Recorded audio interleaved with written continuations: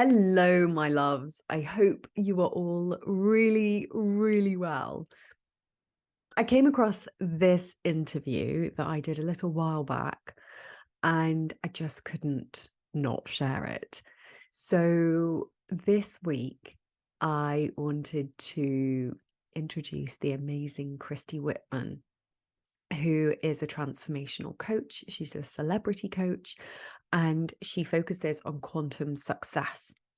And the interview was just so juicy about how to find joy and the 7 universal laws. And I just thought there was so much goodness in it that I really wanted to share it on the podcast. So I really hope you enjoy it. I am really excited to listen to it again and make some more notes and reread her book. And I would absolutely love to know what you thought of it, because it's a little bit woo, but we love a bit of woo on this podcast as well as the science. So I thought I would pop something a little bit longer on here to give you the space to percolate all the golden nuggets and to just really, really enjoy listening to how to build quantum success in your life for more joy. So enjoy. And today I have such a special guest with me. I have the amazing Christy Whitman, who is a transformational leader. She's a New York Times bestselling author. She's founder of the Quantum Success Coaching company. And we're going to be talking all about universal laws and how they can help you live a happier and healthier life. So thank you so much for joining me, Christy. I am so happy that you asked, and it's my pleasure. Thank you so much. Hi, everybody. Brilliant. So I was just talking to you before, and I said I first came across you when I listened to the James Wedmore podcast, and he had interviewed you, and I was a little bit obsessed with what you were talking about because I really love the law of attraction and what you talk about with the universal laws, which we'll get into in a little bit. But I like to start off with the interviews asking what your morning routine is like, because I am fascinated by them. So could you give us a little bit of insight into it? Absolutely. So it depends on the month, but I get up at 5:30 in the morning and I go in and prepare, and I have a big, large community of people that come live either on Facebook or on Zoom. And we do a meditation together for about 20 minutes from 6 to 6:20. And then I go and cuddle up with my husband and wake him up. And as soon as he starts to rattle around, then I go upstairs and I wake up my baby, who's not a baby anymore, my 8-year-old Maxim, and I cuddle with him until he's awake. And then I go in and wake up my firstborn, Alex, who is 9, and cuddle with him. And after everybody's been cuddled and everybody is awake, I either go to the gym and I do a nice workout, or I'll go back in and meditate, or just start my day. And that's usually what my morning looks like. So it's usually with some type of cuddling and, touchy feely with my boys and my husband, and get to be filled with all sorts of love. Or I meditate first if I'm not doing that. If it's a month that I'm not offering that, I wake up, I immediately meditate, start the whole cuddling process, and then start to work out. Oh, that's so nice. What a lovely way to wake up and start your morning every day, filled with a whole heap of love.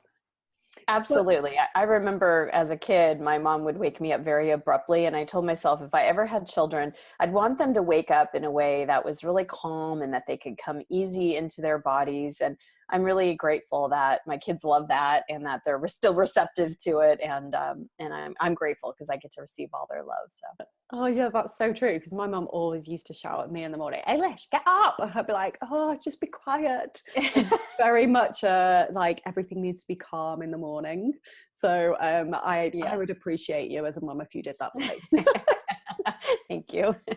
So we want to talk, well, I would like to talk about the universal laws and how we can apply these to our lives. But can you tell us what are the universal laws, how you first got into them, and what have they done for you?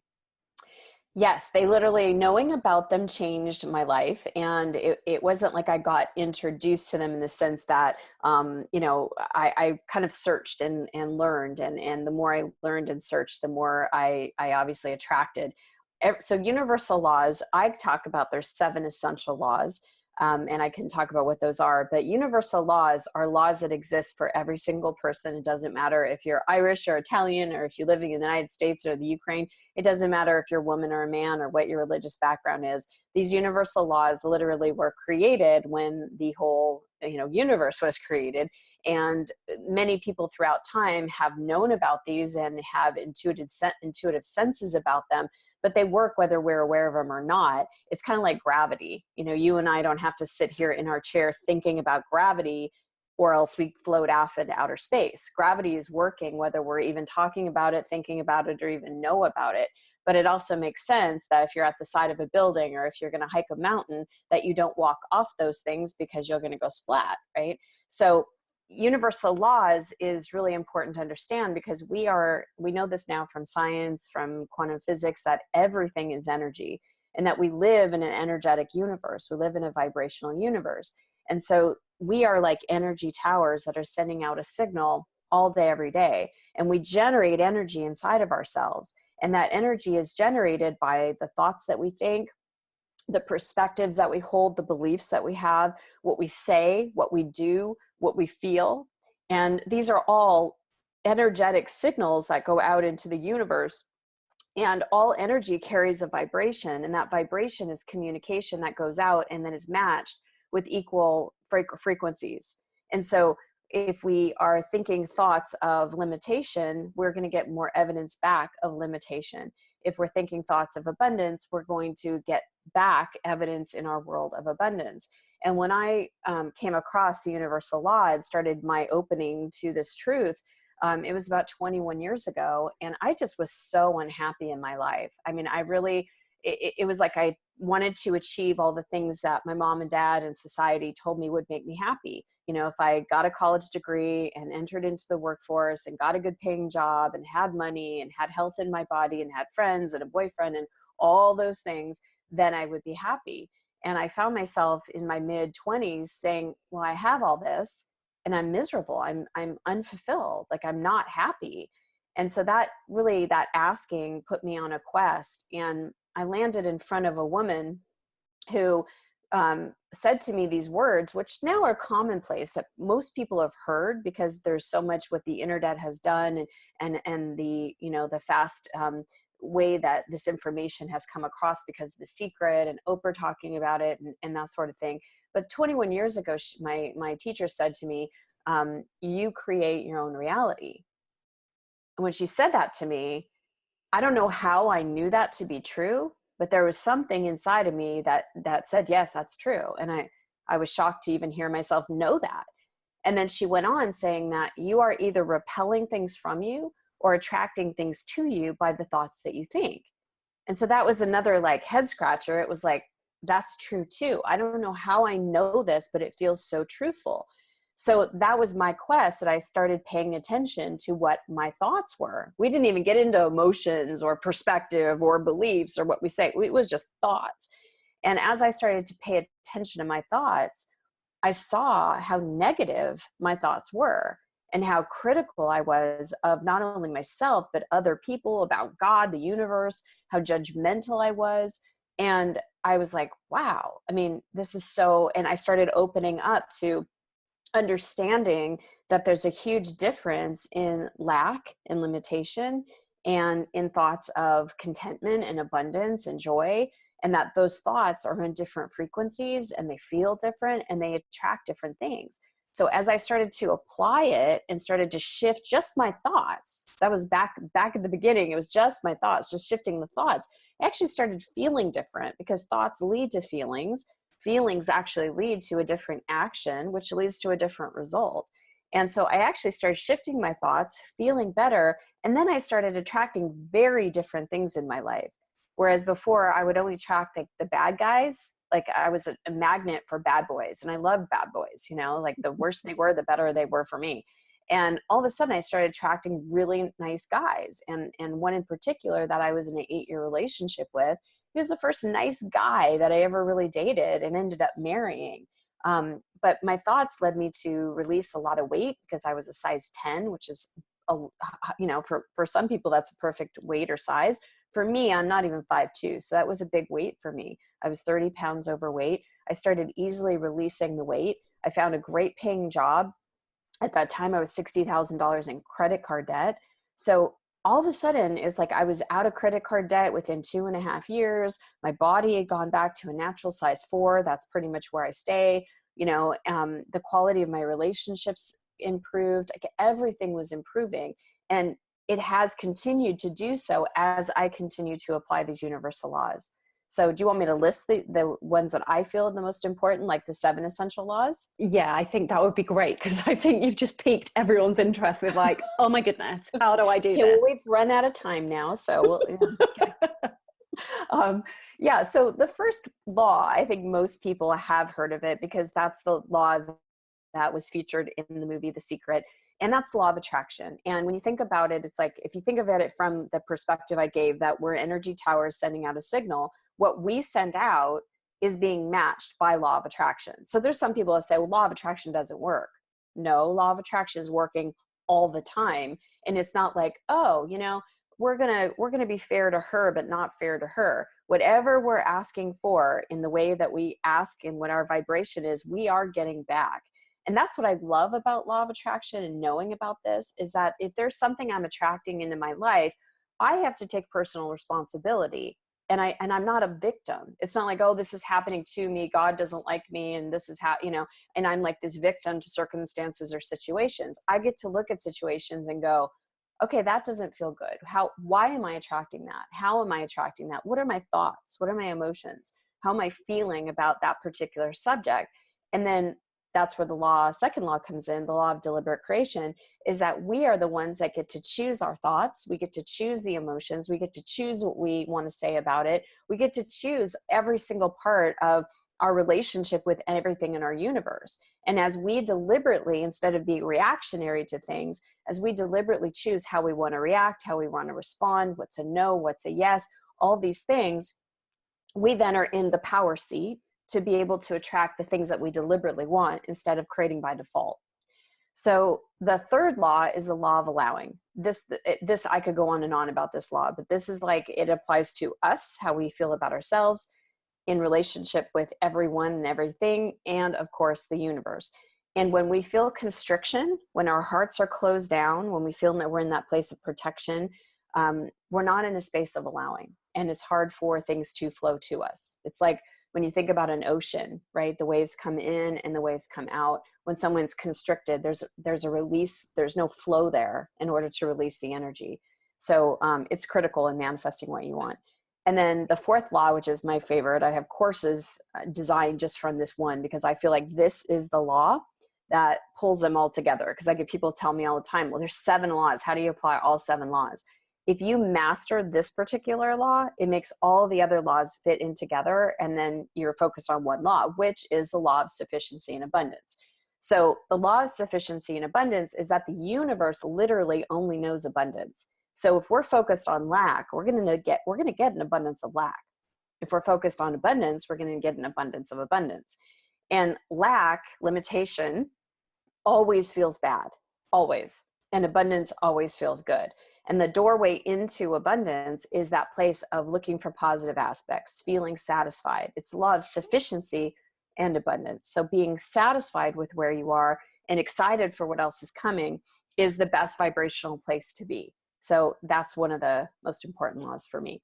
Then there's the law of pure potentiality, which when you're in a space of abundance, it's like there's potential and options and choices for any given situation. If you have a thought, an idea, a desire that comes in, you have the ability to manifest that into a reality, because there's energy that's in pure potentiality form that wants to manifest itself into matter.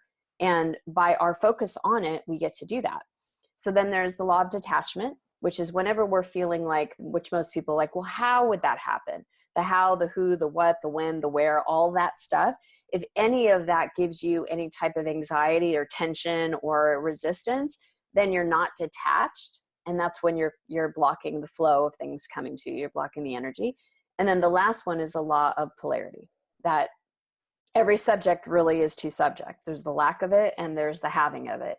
And so people could say, well, I'm focused on making more money, but I don't have any more. You know, it's like the vibration, the energy is still on the lack of the money, not on the abundance and the feeling of being satisfied with what is in order to attract more money. So those are, in a very quick nutshell, the 7 essential laws. That's so juicy, and I love those, particularly the last one you were talking about. And I think it's great that you talk about them in your book a lot, which I'll be talking a little bit more about in a second. But you mentioned about the laws of polarity and also abundance, and I think they're really interesting things to talk about, because I know that I struggle myself with, when I'm building my business, I'm really focused on trying to like provide value and give an amazing service, but it's also like the lack and abundance thing definitely comes into play for me with, like, say, hitting income goals and things. And it's like, how do you, it's definitely being satisfied in one area and satisfied with what you've got so far, and then getting excited about what's happening in the future. But it's also like there's this niggling feeling in the back of your mind sometimes where it's like, oh God, like, is that it? And is this all as that's ever going to happen? And how am I actually going to get to here and move myself upward? And like, just all the, how is it going to happen? How? And I feel like that's such an interesting thing to talk about. So is there anything that you would recommend, or any exercises that you do with any of your clients that would really help people with, say, for example, we'll take money because it's a hot topic, and how they get from being satisfied with what they've got now to having an abundance of what they want, and the steps to get there, but also doing it on a consistent basis. Because I feel like when I do these interviews, they're like a shot of inspiration, and it's like, okay, now what after the interview? So it would be great if you could talk a little bit about that. Absolutely. So there's many tips and tools that I could give, hundreds of them actually. So I'll just share a few of them here. When you notice that you're in lack, which most people have, most of us as humans have been programmed in lack. Our media does it. Our advertising does it. Most of our parents, whether they were intentional about it or not, they were in lack and limitation. All the bounded parts of us that don't feel good, that tell us that we can't do something, that we should do something else, that we have to, we ought to, those kind of things. These are ways that we're in chaos and drama with anything in our lives. These are when we're in lack. And that's where most people have their perspective, unfortunately. And when you're in fear, when you're worrying, when you're in doubt, and that's like a dominant vibration that you have, you're in lack, because lack always feels bad. The perspective of lack always leads to feelings of feel fearful. I'm fearful about my future and if I'm going to make more money. I'm worried that I'm not going to have enough money to pay the bills. I'm doubting my ability to make more money in the future. My parents always struggled with money, and now I doubt that I could have a better situation than them. Right. So this is a conversation that we're always having with ourselves. And that conversation, just as it relates to anything in our lives, but particularly you mentioned money, if we're in lack, in bringing that lack energy into our relationship with money, the evidence of it is going to present itself. So we don't make enough. We don't have enough opportunities. We don't get enough clients. We don't hit the goals that we want, all of that kind of stuff. Instead, abundance always feels good. So the way you do that is you have to really shift your vibration energetically with money. So for example, a bill might come in, and I'll just share what happens with most people, right? An unexpected bill might come in, and you're like, oh my God, like freak out mode. How am I going to pay for this? I wasn't expecting this. And then what you're doing is you're sending out a vibration of not enoughness. I don't have this. How am I? Fear, right?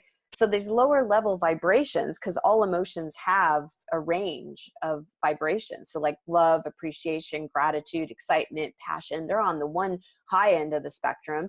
And you've got fear and doubt and sadness and powerlessness and all that on the other end of the spectrum, which is coming from lack.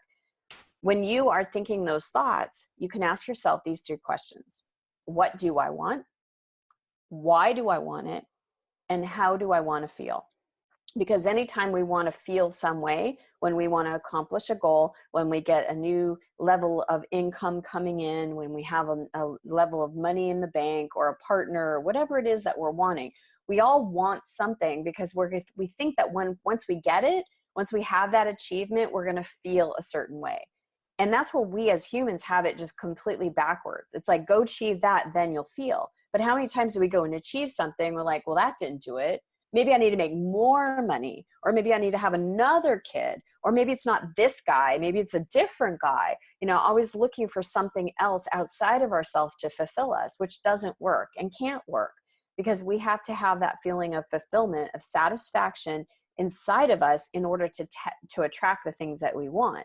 So when you start to focus off of what the problem is and what the contrast is, what you don't appreciate, what you don't want, the fear, the doubt, all that other stuff, and you ask yourself, okay, the bill comes in, what do I want? I want to have enough money to pay all the bills, even the unexpected ones that come in. Okay, what's enough money? I want to have an extra $5,000 a month, $10,000 a month, whatever it is, right? I want that. Why? Because I want to feel secure. I want to feel a sense of freedom. I want to take that trip. I want to go buy those pair of shoes that I've been wanting to see. I want to go buy that new skincare line. I want to have the freedom to have more choices in my life, right? So these are the whys. And as you are shifting and thinking about the whys you want something, you're shifting off of what you don't have, the dissatisfaction. You're shifting into the imagination, the feeling sense, the satisfaction of what that would feel like. And then you ask yourself, well, what is the bottom line feeling? So what do I want? Why do I want it? How do I really want to feel? I want to feel free. I want to feel secure. I want to feel content. I want to feel happy. And then start to bring in that feeling of happiness. How do you do that? You could do it through meditation, by aligning with the energies that exist in the universe right now, that are frequencies of joy, love, success, happiness, of opulence, prosperity. They all exist right now, just as easily as lack and limitation and fear and worry and all those other ones exist. It's a spectrum of frequencies and emotions that exist right here, right now, in any given subject. So we, as a deliberate creator, get to choose the frequencies that we want to be in, because we've already said, we've shifted. What do I want? Why do I want? How do I want to feel? I want to feel free. So what would feeling free feel like? That would feel so good. And then consistently making that part of our vibration. Affirmations are wonderful ways of doing that. To be able to say, I am free. And then feeling what it feels like to feel free. I am free in all aspects of my life. I am free financially. I can choose what I want to buy. I can choose what I want to do. So it's keeping yourself, if you look at it from a spectrum, don't go here, shift off of here and go over here instead, allowing yourself to feel the flow of the energy that does exist. It's just us that has to tune our energy tower to the right frequency.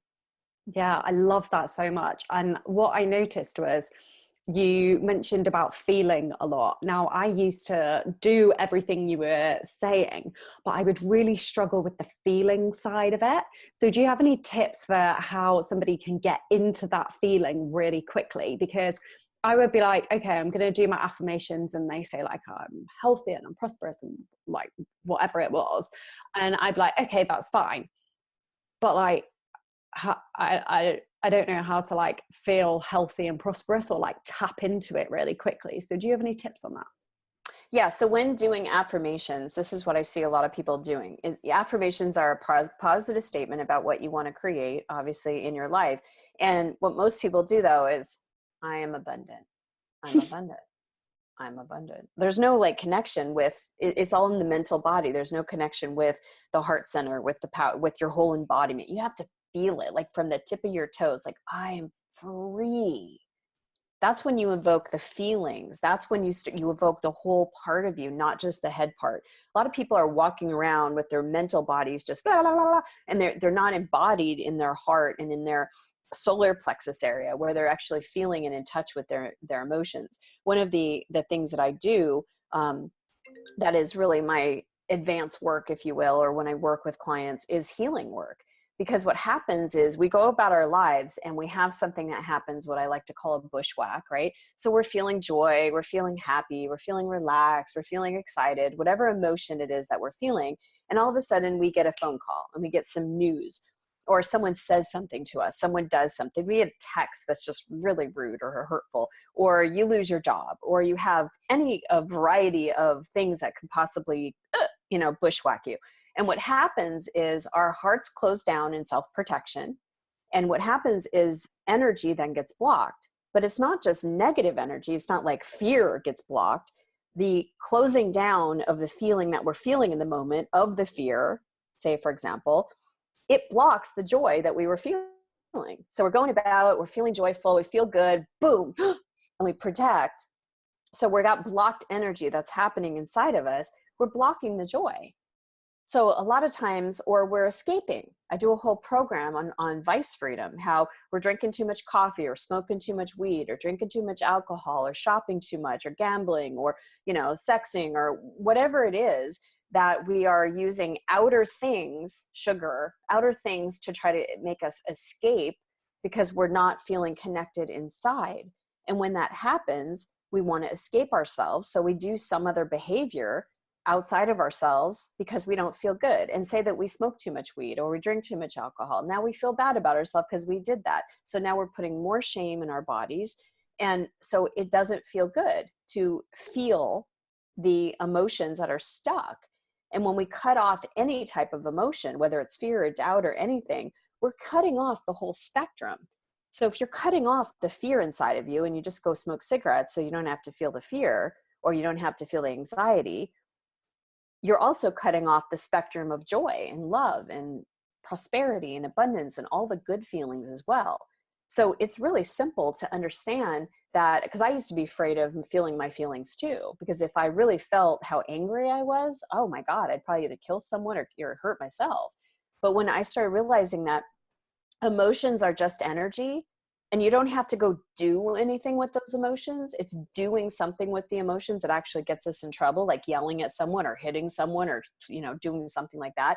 When you actually take the time to just open your heart and feel the emotion as energy that's pulsating inside of your emotional body, which is the lower part of your body around your reproductive area, it's like keys on a piano. The most dominant ding, it has a tone. And when you let that anger out and you finally allow yourself to process it, you're actually free. And you get to be in a space of allowing more of the non-physical you to help you feel good, because that's really the alignment that all of us want, is feeling fulfilled and feeling satisfied. And if we're not, if we've got too much gunked up emotions from our past, that energy can't flow through us. Mm. Yeah, I love that. So I would, so just summarizing there, you really feel like to start feeling the good feelings, we've got to almost do the healing first. And then we can, when we're starting to process them, then it's going to be easier for us to connect with the good feelings of I am abundant and really, really feel it in our bodies more. Yes, because we're actually protecting ourselves from feeling, say, abundant, right? Or feeling free. Well, the last time I felt free, that bad thing happened. So I got to protect myself from feeling that feeling of freedom. So that's one of the things that we do, is we're protecting ourselves from feeling the good feelings so that we don't get hurt again. Mm. And, that's why I wrote in Quantum Success that for me, I went into my career and I did all these things. And I'm like, you know what? I've been really successful, applied all these universal laws to my life, to my business. I was a pharmaceutical rep at the time, was winning all sorts of awards.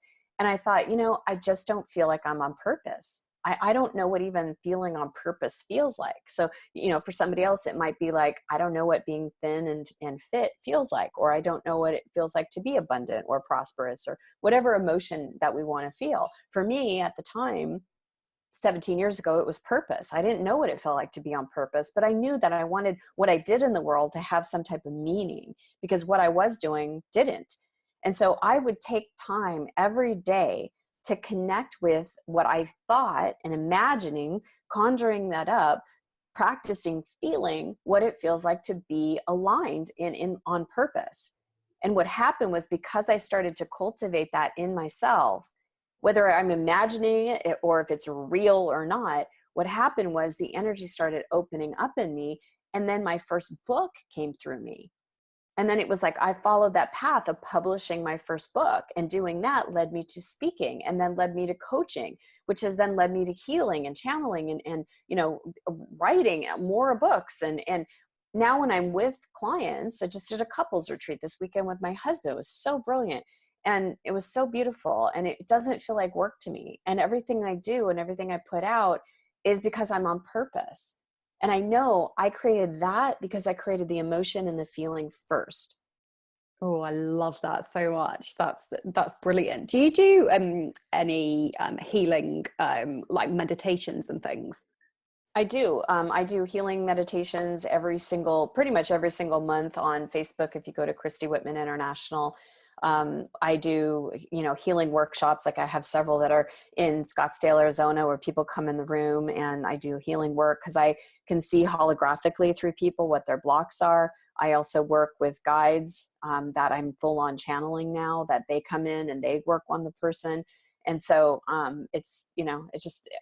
just love where my work is evolving. So yes, I help people through meditations, through healings, be able to release all that stuff so that they can be a clear alignment. Because as I talk about in quantum success, to master anything in your life and to create anything in your life, especially in your business or money, is to have alignment first. Alignment means being in a place of feeling good and feeling that non-physical creative part of you, that consciousness that is in a higher space than we are. Because who we know ourselves to be, the personality, the problems, the contrast, the triumphs, the successes, the relationships, the hurts, everything from the time we were born until right now, whatever age you are, that's only 4% of who you really are.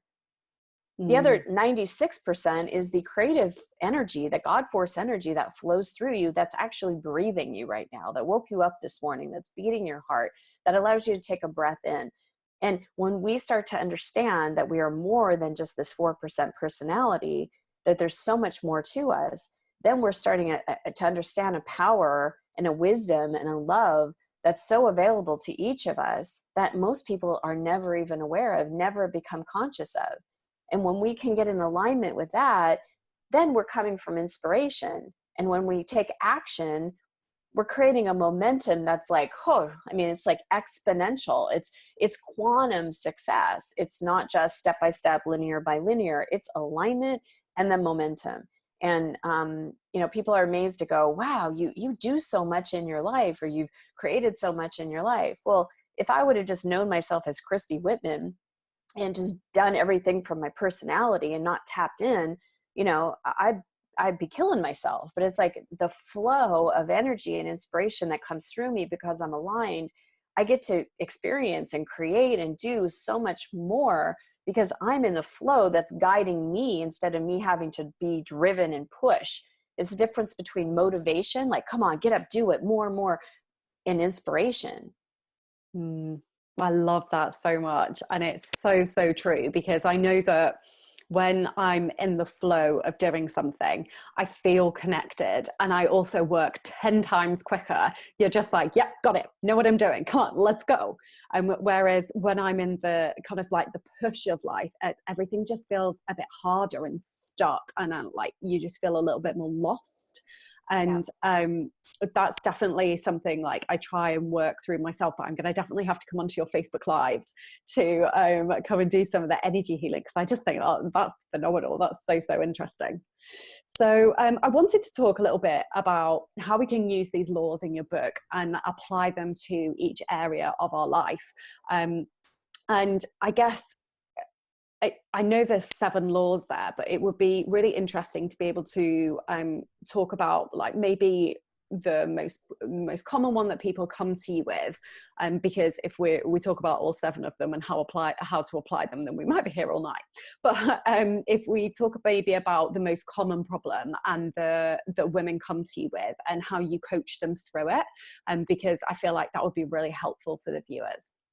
So let's talk about money, because most people, we all need it. whether we accept that we need it or push it, whatever level, we all have made an agreement somewhere before, long before you and I were even born, that money is the medium of exchange. That's all it really is. It's, if you want to live in a house, you have to pay for either the rent or the mortgage. If you want to, have heating in your house, you have to pay for that service. If you want to drive a car, you have to pay for, what the car costs, or the car payment, or the gas, or all the things that go with the car. And how do you do that? You do something of value in the world that you get paid for. It doesn't matter if you're a ditch digger, or if you're a plumber, or if you're a motivational speaker, or if you're a coach or healer. It doesn't matter what you do as far as that value, but that's how we earn money. There's 4 things that you can do with money. You can earn it, you can spend it, you can invest it, save it, and you can give it. That's all you can do with it. But most of us have a very convoluted relationship with money. Now, I need to say this. All relationships, I don't care if it's with your mother-in-law, your mother, your husband, your kids, your coworkers, your clients, money, your career, your weight, everything. All relationships begin inside of us with the thoughts that we think, with the feelings that we have.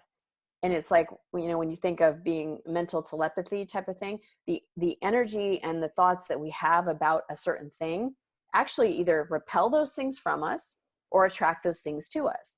Now, most people, when they start to understand that money is also energy, money is green energy. And what the great thing is about money, it's very different than a guy, for example. Guys come with their own programming, they come with their own opinions, they come with their own baggage, right? Money doesn't. It doesn't have an opinion. It doesn't go, ooh, I like her, but I don't like her. It goes where energy either flows or it's blocked, it repels. So when we can look at what is our beliefs about money, I see this all the time because I train coaches, right? They think that money is not spiritual. And there's just, even like from a religious perspective, people have said, oh, money is the root of all evil. No, the Bible did not say that. The Bible said the love of money is the root of all evil. And so people take that even to mean you can't love money, you can't appreciate money, you can't want money. That doesn't mean that either. It means make your alignment, make your God self where you go for your own understanding of your supply, for your creativity, for your possibilities, for your abundance. Money is a reflection of that connection. But if we go outside and make money the thing that we feel will fill us up, that's the love of money. That's the root of all evil. That's what that means. But most people over time, whether it was our parents or our grandparents or their parents, have made money be the bad guy. And that we shouldn't want money because people that have money are greedy, or the people that have money, those are the bad people. Those are the people that do bad stuff with it. Well, look at this day and age. One of the most wealthiest women in the world, Oprah Winfrey, she's very generous. She's a philanthropist. She does good things with money. So money is an amplifier. If someone is, at the core of who they are, a jerk, and you give them money, it's going to make them a bigger jerk. If you have someone that is a really generous, loving person and you give them more money, they're going to be more generous and loving with that money. It's all what's in our programming, in our makeup, and what we've been conditioned, and the hurts and the pains and all the things, the traumas that have created if we're in alignment or not. And so when we can look at, what did our mom and dad feel about money? What was their relationship about money? Because we were soaking that in as a small kid. If we saw our parents constantly fighting about money, in our minds, we made a decision about money. Money is a bad guy. Money's bad. Look, they're fighting again of that thing called money, long before we even understood what this thing called money was. Or if our parents never even mentioned money, it was like a taboo subject. You can't, oh, no. Now it's like this money is this big mystery thing that it's like, I have no idea how to get it. I don't know. All I know is I'm suffering because I don't have it. I'm working really hard and I'm not getting it enough. No matter what I do, I seem to never be able to pay my bills. So there's this whole thing that we as individuals need to clear up with money. And the way to start doing that is look at the law of sufficiency and abundance. Just on the subject of money, I don't care if you've got $2 in your purse and you don't have a savings account, you've got $2. Can you find a space to be appreciative of that $2? You know, and I see people that are, you know, I coach celebrities and multimillionaires and big influencers, and I still have to work with them and help them reprogram their stuff on money, because a lot of people feel like, well, now I've got it, I've got millions, now I'm terrified I'm going to lose it. So there's this fear energy that they're giving towards money, right? Or I feel like I'm going to make a mistake, or someone's going to take it from me, or, you know, there's all this energy that goes into this relationship with money, and it's us, not money, us, that has to clear it. And so when we can be in a place of appreciating, no matter how much money we have, whether it's millions of dollars or $2 in your account, the sum does not matter. It's the energy. And as soon as you start to evoke appreciation and gratitude for what you have right here in this moment, being satisfied, remember again, satisfaction is the doorway into abundance. That creates a whole different relationship with money, and you attract it. You actually become attractive and flowing to money. But if you take that $2 or those millions of dollars and you're like, it's not enough, I need to make more, this isn't going to get me anything, you know, I'm not going to be satisfied for the rest of my life, you're in lack. And you'll continue to attract more things that will be evidence of that lack. You'll lose the money. You'll have someone steal the money. Whatever it is, you keep getting more and more bills that you unexpectedly didn't know that was coming. So that's how you apply the law of sufficiency and abundance, is look for the positive aspects of any type of money that you get. I remember one time I got a $10 royalty check from one of my books from my publisher, and I opened it up and I was like, oh, I was like, oh. And I'm like, oh no, wait, I could buy coffee for that for me and my husband. I could buy lunch. I started listing all the things that I could do with my money. And, you know, it's important to feed each interaction that we have. When a bill comes in, you know, what do I want? Why do I want it? How do I want to feel? And then bring in that feeling of satisfaction. Yeah, I love that so much. And it's funny that you kind of say that sort of thing, because I think, you know how like tax, everybody hates to pay, and they're all like, oh my goodness, I hate paying tax. Well, I ended up putting on my little tax account, and I set up my business a little smiley face with it, because I was like, I am so happy that I get to earn enough money to be able to pay tax. So whenever I put money in there, once I've been paid for something, I see the little smiley face and I'm like, yep, brilliant. And I think it's just things like that, which are really simple, but it can help switch your mindset a little bit, that helps you with going into that abundance mindset more. And so I loved everything that you said there. Thank you. And it's so true. Like, just even the concept of taxes, it cracks me up. I had some drama yesterday from my cousin who takes care of our kids. She's 21, and she was given a 1099, and she had a $8,000 1099, freaking out that she had that $8,000 1099. Now she's going to have to pay taxes on it, instead of being like, wow, you really, you know, I got $8,000 from you last year. I'm so abundant. You know, it was the whole big dramatic thing. And with taxes, it's like people just get so, you know, and one of the ways that you can look at money, people think, oh, people are, you know, the government's taking my money. No, that's a give. That's in the give pile. You're giving money for clean roads, for ambulances, for if there's a fire, you know, if all the things that taxes pay for. Now, you may not agree with every place that your tax money goes to, but think of the schools and the education. Well, I don't have kids. Why should my taxes go to schools? You know, you might someday, but you drive on roads and you have policemen that, you know, go around your area and serve and protect.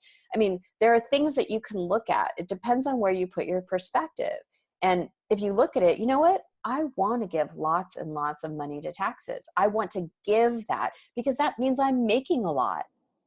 Exactly what you're saying. Yeah, I love that. So just to go back a little. So for us to, when we want to feel more abundant, more in the long term, we're going to be looking at how do we want to feel, and those three questions that you asked, and then also giving appreciation for where we are now and the money that has come in now, and then also that, because then that drives us into living a slightly more abundant life. Are there any other steps that we need to be taking?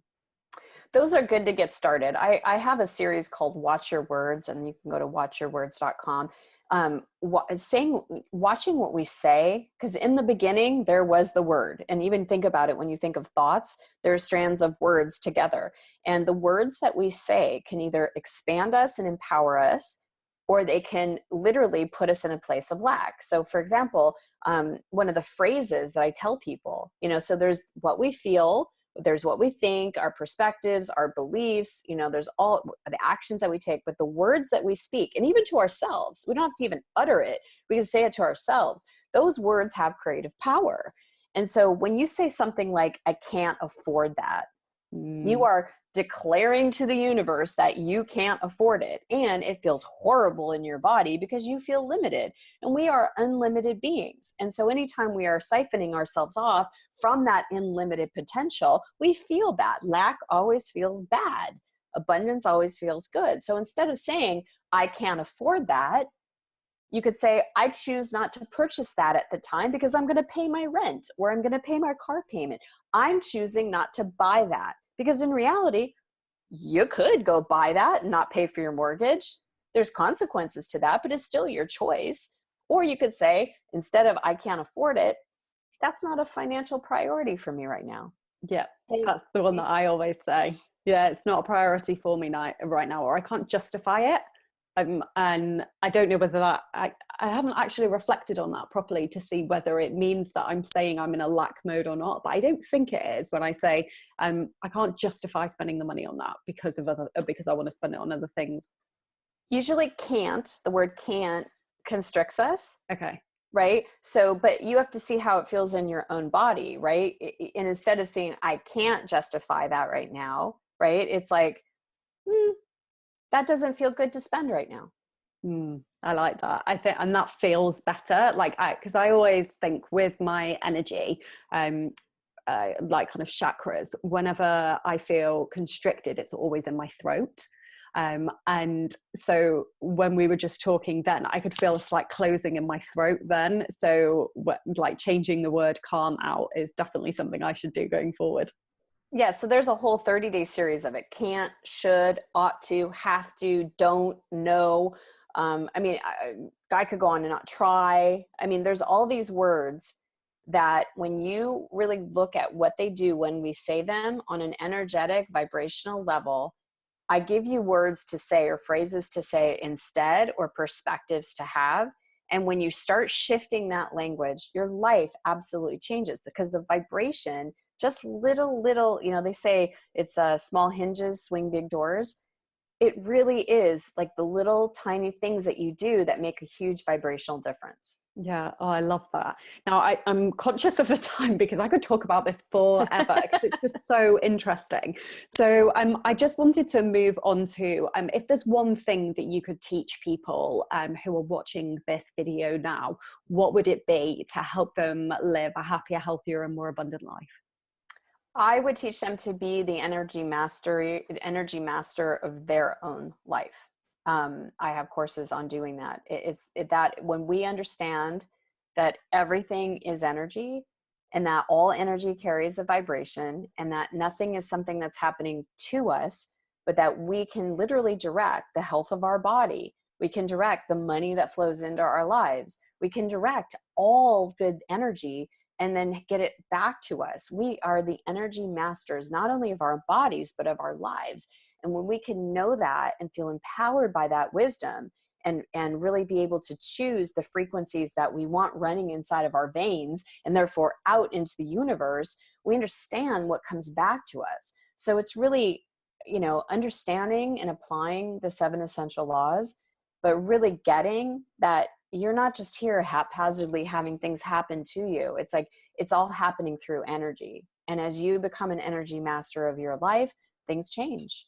Yeah, I love that so much. So I know that you have a very special offer for everybody who's watching today with regards to your book. So this is Christy's book, and it's the Quantum Success, the 7 essential laws. The 7 essential laws for a thriving, joyful, and prosperous relationship with work and money. Now, I've listened to this before, and I've also gone through and made like notes and underlined things. And I'm sorry if you're Christy, if you're one of those people who likes their books perfect. I'm like, dog ear everything right all over it.